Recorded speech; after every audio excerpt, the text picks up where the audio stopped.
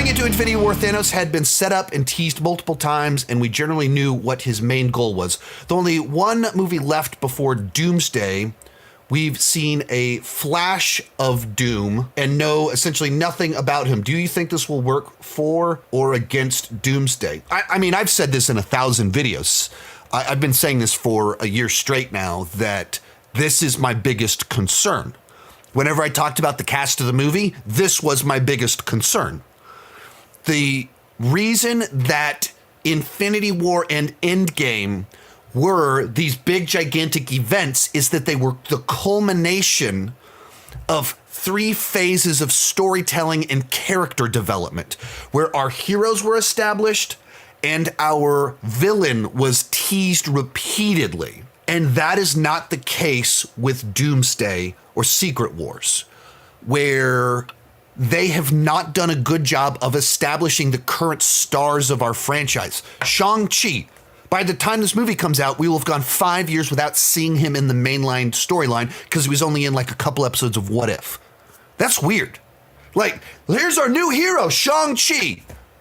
5 years later, we see him again. And they're just now starting to do the sort of work they should have been doing all along, which is to say, this year we got Thunderbolts, New Avengers, and Fantastic Four, and we'll see them again next year. But that's the sort of stuff they should have been doing all along the way, is having these characters show up repeatedly so we get to know them, we get to know their dynamic with other people, and we give them character arcs building up to a big team up, building up to another Avengers film. But they haven't done that. Just play it out. Iron Man's trilogy ended at the beginning of Phase 2.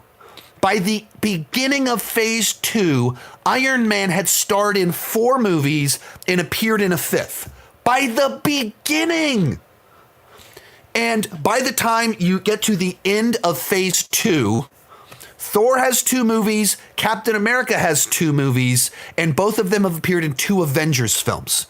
So our other big Avengers in here also have 3 appearances. So lots of time with all of these characters. And they just haven't done that. We haven't established our characters, and then they announce, hey, we're also going to have the X-Men in here.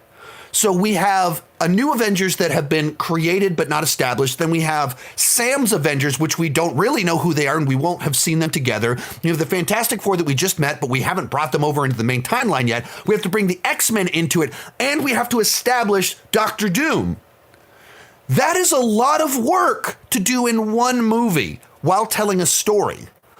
What did Infinity War do? Well, we'd already established every single one of our heroes previously, so they're just along for the ride. And then the story itself is very simple and straightforward, which is there's these stones out there, here, here, and here, and we're racing to get them. Very simple MacGuffin story. We have enough space in here for our villain to get developed. Simple enough. Doomsday has to establish characters that haven't been established, establish teams that haven't been established, bring the X-Men over, bring the Fantastic Four over, and introduce us to Doom in a way that Thanos had already been introduced while telling a story. That's a lot of work to do in just one movie. So yeah, I'm terrified. Like, I'm extraordinarily nervous because, like, well, Sean, like, don't you feel better that, like, the last 2 movies have been good? Yeah, they're heading in the right direction. But that doesn't change the fact that they, and the other one, like Rebecca Romaine Stamos has said, I don't know if I'm done shooting yet because they're still writing the script. Mystique said, I don't know if we're done shooting because they're still writing the script. That's crazy. So why am I nervous? Because it's just too much work to do in one movie without the setup, while you're still writing the script, while you're shooting the freaking thing.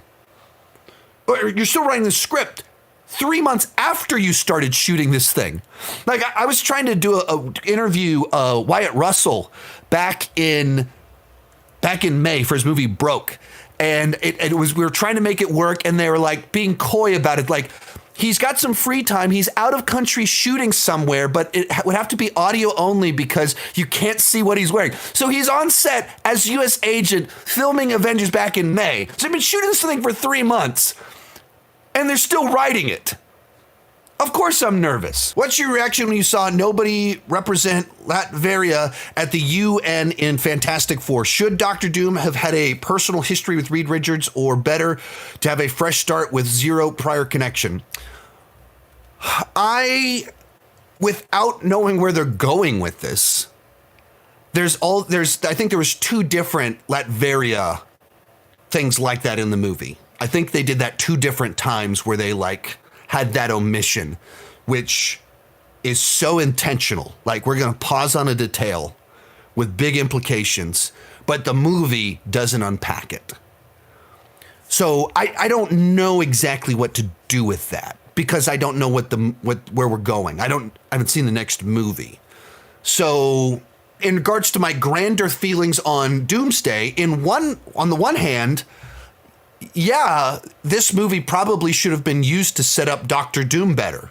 On the other hand, I want them to just make movies that function on their own, in which case I felt like they made a Fantastic Four movie that functioned on its own, so I'm happy with what they gave me as a standalone little thing. But grander picture side of things, it would have been nice if this movie could have done some of the heavy lifting to take the weight off of the upcoming film that really needs some weight taken off of it. But I don't have a theory, because I haven't seen the next movie. Without Doom or Latveria being set up in this universe, the only information I have is that they intentionally had that person omitted. I can't interpret that without more information. Most of these clips are pulled from my Patreon live streams. I do about 6 live streams every single month. For $2 per month, $20 per year, you can get access to all the exclusive videos and live streams. For $5 per month, you get your name on my end card. At the top tier, you get a 30-minute video chat with me each month. The link down below in the description has more information.